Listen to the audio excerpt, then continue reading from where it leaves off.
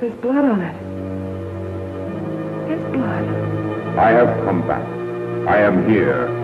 And I will have my revenge. No! No, don't touch me!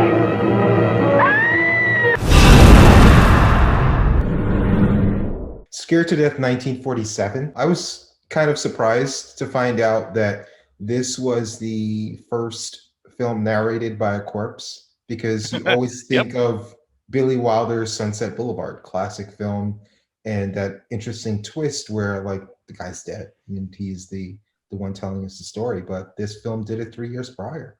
Yep. Yeah, interesting. Yeah. I saw Sunset Boulevard one time. I really don't remember anything about it, but I saw it about 2011 or so. Yeah, you watch so many films, but I'm always surprised at the classics you either have never watched, barely watched, or maybe watched once. But yeah, that's a great film.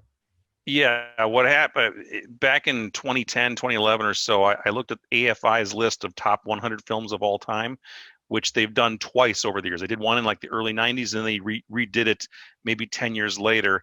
And I watched every film on that list that I had not seen before. So I have at least seen all the greatest films at least one time, put it that way. Mm-hmm. Well, this is definitely not a film that made that list. No. I found it interesting, though. The main thing you find online when people try to pitch the film is saying, well, this is historic because it's the first color film starring Bela Lugosi.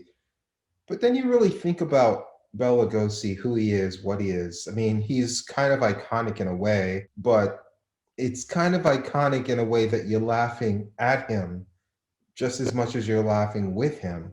He's not the greatest actor in the world. And I think if so many of his films weren't in the public domain where it's so easily accessible, it's ubiquitous with like, YouTube or, compilation DVD. It's just, it's always there. And if it wasn't for that, I don't know if Bela Lugosi would be someone we think about today, because I've seen a lot of his films doing these reviews, and he's a very limited actor. I mean, that Hungarian accent, it is thick as a motherfucker, and it really limits him. You probably, like, I watch these films and I think about the amount of roles that he probably wasn't even considered for because of that accent. Yeah, I think he actually was a very good actor, but I agree with you completely. I think that's what limited him more than anything was that thick accent. Plus, obviously, he got typecast after he did Dracula, so he was going to be relegated to horror movies forever, especially during that time frame. But yeah, no, that is a very, very thick accent, and it lends itself great to Dracula, but outside of that role, not as much, in my opinion. I didn't really mean to disparage him as an actor. I mean to disparage his range. Like, if you're going to be an actor, you at least have to work on your range, because then the typecasting it's not the casting director's fault, it's your fault, Mm-hmm. And the few times where they did try to cast him as an American, it comes off laughable, because then you start hearing him talk. Like, I forget which movie it was, but he played a gangster in the film. And it was a film with a few other like notable actors. Wasn't that gorilla movie, was it, or Meets the Brooklyn Gorilla or something like that? Or no, he's done so many movies. It could be one of several. Yeah. But it was one where there was a role for a professor, and there was a role for a gangster. And for some reason, he was cast as the gangster. And you hear all these gangsters saying, like, "Yeah, she, they're gonna chop him up and kill him, she." And then you hear Lugosi talking. It's like, this doesn't fit, It's just these do not sound like guys that grew up together, or in the same gang. So anytime he wasn't playing a typecasted role, it came off as comical. And another thing with his range is that, like you said, because of the Hungarian accent, he fits with Dracula. And I don't know if it's he embraced it, or because he worked in so many low budget films, those films wanted to remind people, hey, this guy was Dracula. It's kind of like if Stallone only did Rocky, and then every role he did, like, they gave him boxing gloves, or like Schwarzenegger only played the Terminator, and every movie he did, they gave him like glasses and a leather jacket and tried to get a shotgun in his hand as many scenes as possible. There's so many roles where he's not playing Dracula, but for some reason he's sleeping in a coffin. Like the corpse vanishes. He's not a vampire, but they have a coffin that he sleeps in, or he has a cape, like this movie. Why do you have a cape? Just to remind us you once played Dracula, and Dracula had that thing where he would look at you and control you. And you think about how many films he's also done where he uses hypnotism or mind control or voodoo, where it's just a variation of the exact same thing over and over again.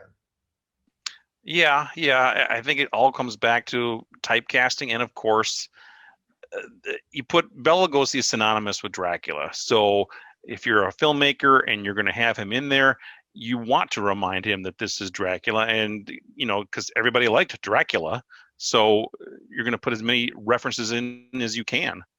Yeah, I think it comes down to money. Yeah, absolutely. And also, he was great at being sinister, but that's pretty much it. So because he's typecast as Dracula, because he has this thick Hungarian accent, because he's so good at playing sinister, he almost always has to be the bad guy. And the only way you can twist that up is to make him a red herring where you think he's a bad guy, but he's not, which is what they do in this film and what they've done in a few of his films. But he's either the bad guy or he's a red herring set up as the bad guy. So with all that's talking about his limitations, he was usually the best actor in most of the movies he did. Because they were generally low budget films that didn't have the greatest actors in the world, he would always stand out because he was a cut above the rest. Yeah, absolutely. Like I said, I think he was a very good actor. He just he got thrown into that Dracula role, and I don't know enough about the man. I saw the Ed Wood movie to give a little insight as to who he was, but I think he was perhaps bitter that he was typecast all those years. Mm-hmm. Well, I did read up some on him because I've done so many reviews, so many of his movies. He got sciatica when he was in the armed forces, and that led to his drug addiction. Mm-hmm. And I guess the drugs led to his financial troubles, and probably why he took a lot of bad deals and starred in so many low budget quickie productions and stuff like that. Yeah, you're just desperate to, at that point, again, I've never been in that situation, but obviously people are desperate for money and they'll do just about anything to help their habits along, Yeah. I remember when I was a very young kid, I think it was Menace to Society was the film. Yeah. I was super young, but I think that was the film where the guy said, "I'll suck your dick for $1" or something like that. I think it was. Yeah. So anything I think of desperation, because that film was so shocking to me as a young child, I always think of that scene. So it's like, yeah, the Coseys, man, and I'll play you Dracula for $1, Yep. type of thing. It's like, you can just see that desperation on him for that fiendiness, Wait, man, I'll suck your dick. Come on, man, just hook me up. What the fuck you just say, nigga? Man, I said I'll suck your dick. Come on, man, just get the fuck. Damn. Suck on that, you bitch-ass trick. I guess let's talk about this film itself. We beat around the bush as much as we can. I don't see it anywhere listed as a comedy, and it kind of reminded me a little bit of Showgirls. And to me, that film is so clearly a comedy, but no one, and people always laugh at it and say, "Look how stupid this thing is." I'm like, no, that's a great director that did Showgirls. Clearly, this is a satire. It's the same guy that did Total Recall and RoboCop, and he has satire and he does dark comedies. It's clearly like intentionally meant to be funny. And I'm not putting this on the level of a Showgirls, but to me, this is clearly a comedy, but no one listens. Not any movie site I went to had anything about this being a comedy. What are your thoughts about it? Do you think the comedy was intentional or unintentional? It's hard to argue with the unintentional part, but I'll be honest with you. I had some problems with this movie, and it wasn't so much as to what it was. I actually watched this movie twice because I watched it the first time and I couldn't really grasp what had happened. I don't know if I wasn't paying attention or what. So I watched it a second time and I still didn't get a great grasp on it. I don't know. I don't know if I was just bored out of my mind with it or something. I like Bela Lugosi. I think he has a great screen presence, and I thought it was interesting to see him in color. And I like the midget running around. But I honestly, I had trouble following this movie. I did think it was funny, especially when you have that little guy running around. I mean, that's just, I'm sorry, but I found that funny. Maybe that's inappropriate or not PC, but I thought that little guy was funny running around. Mm-hmm. Yeah, the thing about this film, I thought it was poking fun of, if not other mystery films, maybe soap operas, because I remember my grandmother, when we lived with her for a while, she'd be home all day watching soap operas in the morning hours. And the days off, I would just, always hear that stuff playing in the background. And this film kind of reminded me of that because with soap operas, it's so overly dramatic and everything happens in one house or in one room a lot to limit locations because they would shoot like a different episode like every day almost, right. It seemed like with soap operas.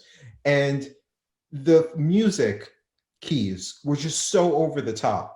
Where it's just like every third line was dun dun dun, like dramatic music. It's like this film is not that dramatic, and this music playing like constantly making everything out to be dramatic was ridiculous. The epitome of that was a scene with the wife and the maid, and literally within that one scene, the power shift switched back and forth seemed like 8 or 9 times. It's like every third line, the wife was threatening the maid. And then 3 lines later, the maid was threatening the wife. And the dramatic music just kept switching back and forth. I'm like, what the fuck is going on here? Who's the bad guy? Who has the upper hand? Who's threatening who? The music was just insanely over the top to me. You mentioned soap operas. I believe I read that this movie was originally based off of a play, which is very similar to what soap operas are. You have your stage, 1 or 2 sets, and you have to be more dramatic in that sort of setting. And I think that's how this movie played off. And I think that goes to exactly what you were saying. Yeah, the reasoning for why everyone was under the same roof was just ridiculous. I initially thought they were like in a doctor's office, and I realized, oh, that's still the house. And then it's like, wait a minute, they're not leaving this location, are they? It's just like, and all the excuses for everyone to just happen to be in this house, like it was just, it was just like a parody. It just did not seem realistic. And also it seemed very dated. Like it's, when you're watching older movies, sometimes it's hard to grasp, like, okay, like, because old sometimes seems old. And you watch a movie from the 30s, 40s, 50s, 60s, you just think of them as old. But they're all very different eras. And to me, this, even for 47, seemed dated because the character types, they seem like movies from the 30s, specifically like the early 30s. You had the dumb blonde. You had the freak's henchman, Angelo Rosito, the little person. You had, who was literally in Freaks. You had the fast-talking reporter who's just there for the scoop, man. And then you had the dim-witted cop who's clearly just dumb so they can squeeze in exposition. It's like, oh, so you're telling me, and he just being dumb just so he could start spouting off like all the character backgrounds and all the exposition. You literally had Dracula and George Zucco. George Zucco, who's always either a mad scientist or a professor, or in this case, a doctor. He's always just like some pseudo-intellectual guy because he's older and wears like a lab coat in a lot of his films. And the epitome of this, this aspect of it was towards the end, you had a transvestite come out. It felt like an improv class, or I don't know if you've seen the show Whose Line Is It Anyway, where it's just like, it's just like Mad Libs. It's like, what's gonna pop up next? There you go, a transvestite. It's just like, and the most frustrating part about all of these eccentric characters that would never be under the same roof together, all of these weird backgrounds, all of this over-the-top nonsense, all of the dramatic music, is that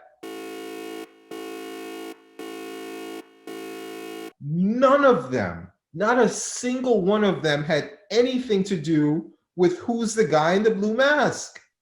They were all red herrings, so it made you feel like, why am I watching this? like none of this led up to the end because the ending, the whole backstory of the ending had nothing to do with any of them. So it all felt like, what was the point of all of this? It led up to nothing. Yeah, I have no idea. And like you said, why am I watching this? I asked myself that question twice. I felt like I needed to watch it a third time, but I just couldn't do it. I've had enough. I might be jumping ahead here, but I do not recommend this movie. I don't want to see it again. I don't want anybody else to see it either. I will disagree with you because I think this is a movie you need to watch at least once to believe it. Even if it's just once, I think it's that type of movie where it's just like you cannot believe your eyes type thing.